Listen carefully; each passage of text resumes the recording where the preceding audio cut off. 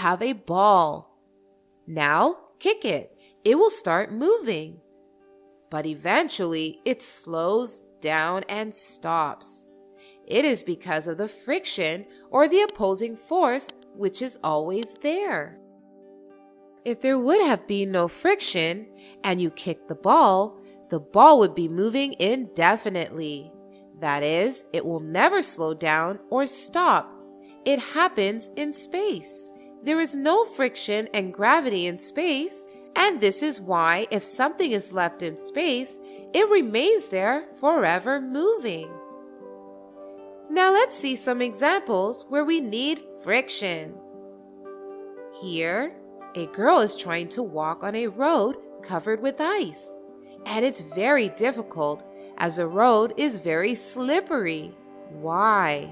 It is because the ice is very, very smooth and posing no friction. That makes the surface slippery.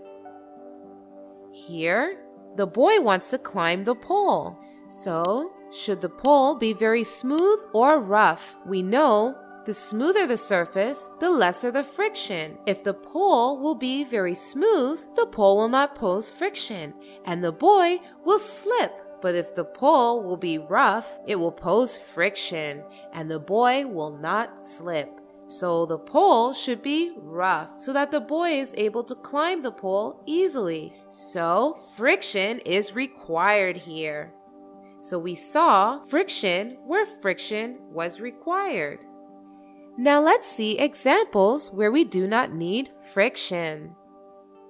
Here, the boy wants to go faster to enjoy the ride. So, friction, should it be less or more?